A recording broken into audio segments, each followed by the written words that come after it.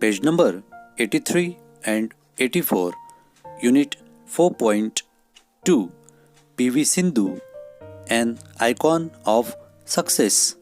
English workshop. Question number first.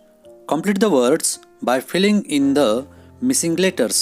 खाली दिलेल्या शब्दांमध्ये जे काही मिसिंग लेटर्स आहेत, गाळलेले अक्षर आहेत, ते अक्षर टाकून अर्थपूर्ण शब्द तयार करायचे आहेत. And the meaningful words are as follow.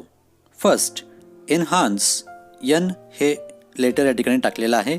Feature, ए हे लेटर या ठिकाणी टाकलेलं आहे. देन लंच, यू हे लेटर या शब्दामध्ये टाकलं आहे. देन नोट वर्दी, ई हे लेटर या अक्षरात टाकलेलं आहे. देन मेंटॉर, इथं पण ई हे लेटर टाकलेलं आहे. And in the last word identify, T हे लेटर या ठिकाणी टाकून अशा प्रकारे हे शब्द पूर्ण केलेले आहेत. Then B, make as many 3 letter and 4 letter words from the word contemporary. आता कंटेम्पररी या शब्दापासून 3 लेटर असलेले आणि 4 लेटर म्हणजे 3 अक्षरी आणि 4 अक्षरी जास्तीत जास्त शब्द आपल्याला बनवायचे आहेत. So the 3 letter words are as follow.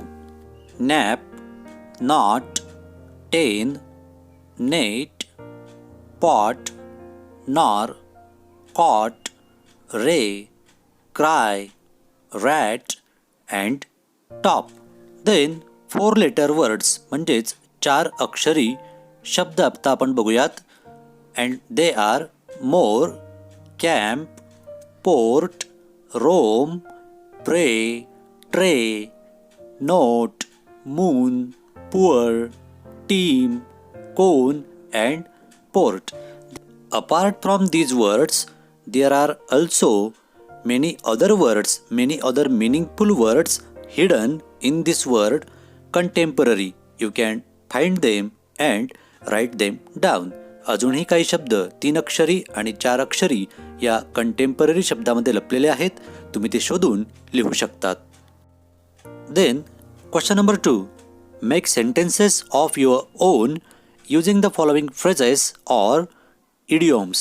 खालील वाक्प्रचार किंवा शब्दसमूह तुमच्या स्वतःच्या वाक्यांमध्ये वापरा. It means the sentence will in English but it will your on sentence. ते वाक्य इंग्रजीमध्येच असणार आहे परंतु ते तुम्ही स्वतः तयार केलेलं असावं. So we can make the sentences as follow. First, A, you should enhance further to stand first in your class. तुला जर तुझ्या वर्गात प्रथम यायचं असेल तर तू तुझ्यामध्ये अधिक सुधारणा करायला हवी. Enhance further is underlined here which is used in own sentence. Then B, India launched its Covid vaccine in the last month. The word launched is underlined. Then C, Shivaji Maharaj had created history by establishing the Hindavi Swaraj. Shivaji महाराजांनी हिंदवी स्वराज स्थापन करून इतिहास रचला. Then next, D, India has been pushing the envelope against corona virus. म्हणजे corona व्हायरसच्या विरोधात अशक्यप्राय अशी गोष्ट भारताने शक्य केली आहे, करण्याचा प्रयत्न करतो आहे. It is very hard to be on the peak week in and week out.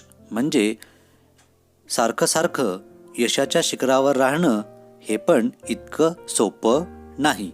And last one, F, when your confidence is high it becomes easy to come out of the stress. जेव्हा तुमचा आत्मविश्वास अतिशय उंच असतो त्यावेळेला तणावातून बाहेर येणं अगदी सोपं होतं. So in this way we used the phrases or idioms in our own sentences. You can make your different own sentences too.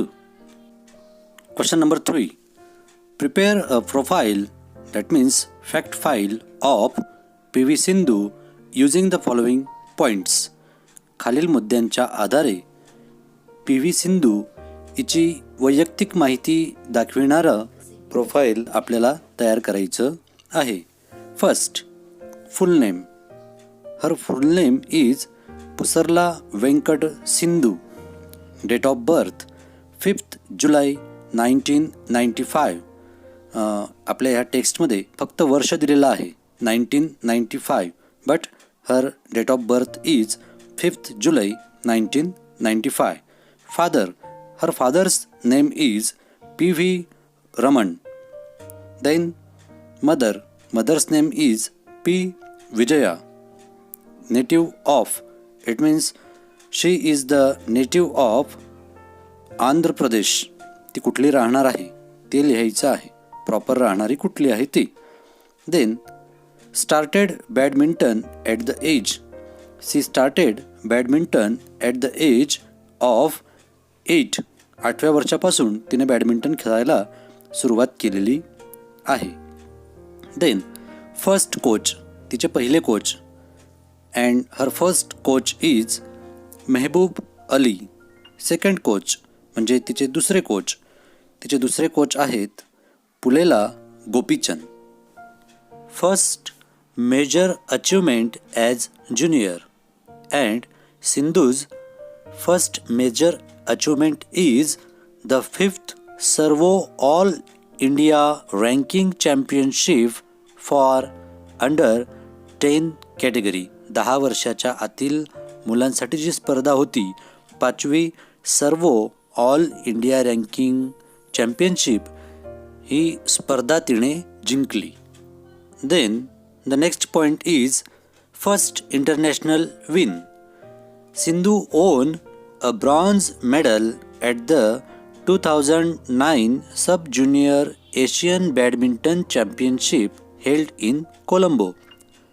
कोलंबोमध्ये झालेल्या 2009 सालच्या sub junior Asian badminton championship या स्पर्धेमध्ये विजय मिळवला. हा तिचा पहिला आंतरराष्ट्रीय विजय होता. Then the next point is honours received, म्हणजे तिला मिळालेले सन्मान. यामध्ये सगळ्यात महत्त्वाचा पहिल्यांदा होता 2013 सालीचा अर्जुन पुरस्कार. First Arjuna award 2013. Then second Padmashri award 2015 and Rajiv Gandhi Khel Ratna award 2016. हे 3 भारत सरकारचे विशेष पुरस्कार सिंधूला मिळालेत. The next point is greatest win in 2016, and this win is she won silver medal in the finals in the Rio Olympics. And the last point is her great strengths, तिच्या जमेच्या बाजू किंवा तिच्या यशामागचं गुपित, and that is her attitude and the never say die spirit. तिचं attitude म्हणजे दृष्टिकोन आणि never say die spirit म्हणजे हार न मानण्याची तिची जिद्द. So this was detailed information about each point, and we can make PV Sindhu's profile in this way. We can collect all the information on one page. एकाच पेजवर आपण ही सर्व माहिती आणि सिंधूचा फोटो या ठिकाणी लावून अशा पद्धतीने सिंधूचं profile, it means fact file आपण तयार करू शकतो. Question number 4, answer in short in your own words. खालील प्रश्नांची थोडक्यात उत्तरे लिहा आणि त्याहीपेक्षा महत्त्वाचं म्हणजे तुमच्या स्वतःच्या शब्दात ती उत्तरं लिहा. तुमच्या स्वतःच्या शब्दात म्हणजे not in Marathi, words yours, but the words are in English, not in Marathi. So, the first question, what made Sindhu take up badminton at the age of 8? कोणत्या कारणामुळे PV सिंधूने वयाच्या 8व्या वर्षी बॅडमिंटन हातात घेतलं? And the answer is Sindhu inspired from Gopichand's victory in All England Open Badminton Championship in 2001. This made Sindhu take up badminton at the age of 8. जेव्हा सिंधू 8 वर्षाची होती त्यावेळेला पुलेला गोपीचंद यांनी all England open badminton championship या स्पर्धेमध्ये विजेतेपद मिळवलं होतं 2001ला आणि त्याच्यापासून प्रेरित होऊन सिंधूने वयाच्या 8व्या वर्षापासून बॅडमिंटन खेळायला सुरुवात केली. Question number 2.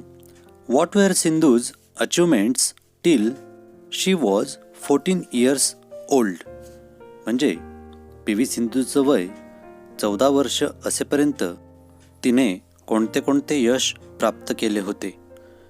So the answer is 5th Servo all India ranking championship under 10.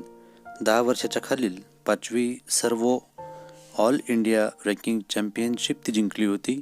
Then title at Ambuja cement all India ranking doubles titles at IOC all India ranking Krishna Khaitan All India Tournament, the Sub-Junior National and All India Ranking Pune, and Gold Medal in Under 14 category at National School Games in India. These were achievements of P.V. Sindhu till she was 14 years old. Question number 3.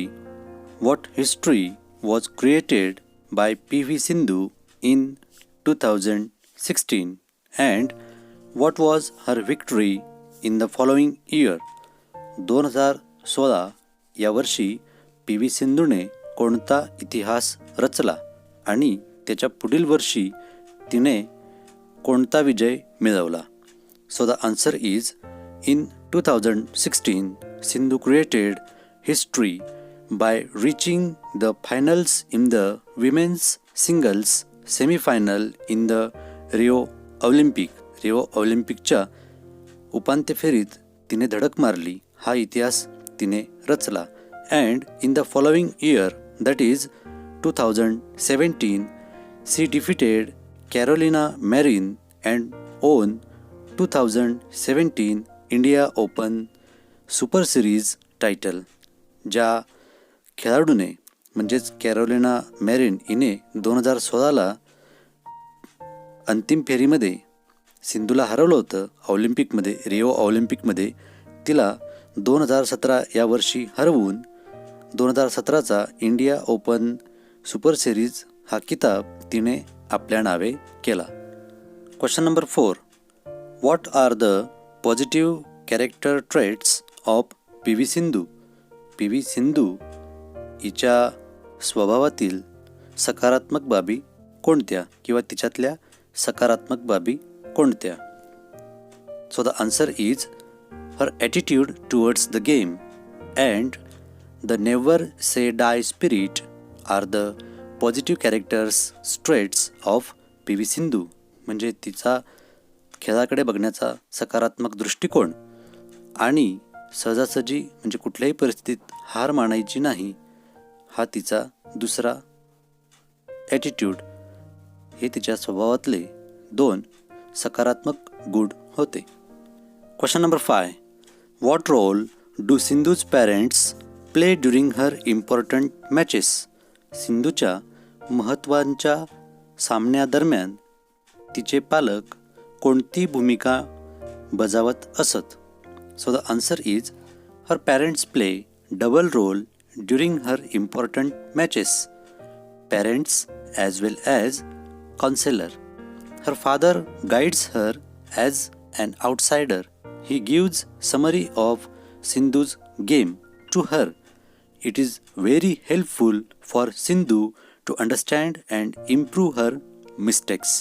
म्हणजे एक outsider म्हणून ते तिला guidance करायचेत आणि parents म्हणून पण राहायचेत आणि याची सिंधूला खूप मदत व्हायची. कारण स्वतः खेळत असताना आपण कोणत्या चुका करतो हे तिला कळत नव्हतं आणि त्या चुका तिचे वडील तिच्या लक्षात आणून द्यायचेत आणि त्याच्यामुळे ती त्या चुकांमध्ये सुधारणा करायची. मग पॅरेंट्स आणि काउन्सिलर असे दोघंही रोल तिचे पॅरेंट्स प्ले करायचेत. या दोघंही भूमिका ते बजवायचेत. Question number 6. What message does Sindhu convey in the last paragraph. शेवटच्या परिच्छेदामध्ये सिंधू कोणता संदेश देऊ इच्छिते?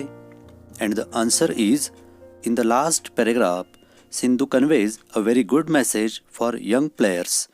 She said, if you are good player and you lose in the first or second round, you feel bad. But ups and downs are always there. So you need to come out of it and do hard practice. At the same time, she advises to learn from the mistakes. Sindhu शेवटच्या परिच्छेदामध्ये सांगू इच्छिते तरुण खेळाडूंना की तुम्ही जर चांगले खेळाडू आहात तर पहिल्या दुसऱ्या राऊंडमध्ये बाद झाल्यानंतर तुम्हाला वाईट वाटतं, परंतु जीवनामध्ये चढ उतार हे चालूच असतात आणि अशा वाईट प्रसंगातनं बाहेर येणं गरजेचं आहे आणि अधिक कठीण परिश्रम करून त्यावर मात करणं हेही गरजेचं आहे. त्याच वेळेला आपण आपल्या चुका सुधारून त्यातनं आपण शिकायला पाहिजे असा संदेश पी.व्ही. सिंधू या ठिकाणी देते आहे. Question number 5. Imagine that P V. Sindhu has recently on very important tournament at international level. अशी कल्पना करा की पी.व्ही. सिंधूने नुकताच एक आंतरराष्ट्रीय महत्त्वाच्या खेळाचा सामना जिंकला आहे. Frame an email on behalf of your school to congratulate her. Use the proper email format. आणि तिचे तुमच्या शाळेच्या वतीने अभिनंदन करण्यासाठी एक ईमेल तयार करायचा आहे आणि हा ईमेल तयार करताना प्रॉपर ईमेल फॉर्मॅट म्हणजे ईमेलचं जे योग्य स्वरूप आहे, जसा ॲक्च्युअल ईमेल असतो तशा प्रकारचा ईमेल तयार करायचा आहे. नाव students, I have prepared an email for you. Read it and try to understand the format of the actual email. मी तुमच्या माहितीसाठी, तुमच्या उदाहरणासाठी एक ईमेलचं उदाहरण या ठिकाणी तयार केलेलं आहे. हा ईमेल तुम्ही बघा, त्याच्यात असणारे पॉईंट्स लक्षात घ्या. आता याच्यामध्ये पहिल्यांदा फ्रॉम म्हणजे कुणी पाठवला आहे त्याचं ईमेल आय डी असतो. देन टू म्हणजे कुणाला पाठवला आहे त्याचा ईमेल आय डी आपल्याला टाकावा लागतो. त्यानंतर सब्जेक्ट काय आहे हे या ठिकाणी टाकावं लागतं आणि मग मेन ईमेल म्हणजे आपल्याला काय म्हणायचं आहे हे थोडक्यात लिहून किंवा टाईप करायचं असतं. लिहायचं नसतं, टाईप करायचं असतं. आणि शेवटी युअर्स सिन्सिअरली म्हणा किंवा युअर लव्हिंगली अशा पद्धतीने त्याचा एंड करायचा असतो. परंतु या ठिकाणी एक गोष्ट लक्षात ठेवा की सर्व अक्षराची सुरुवात डाव्या बाजूने होते, उजव्या बाजूला लिहिलं जात नाही आपल्या लेटरसारखं.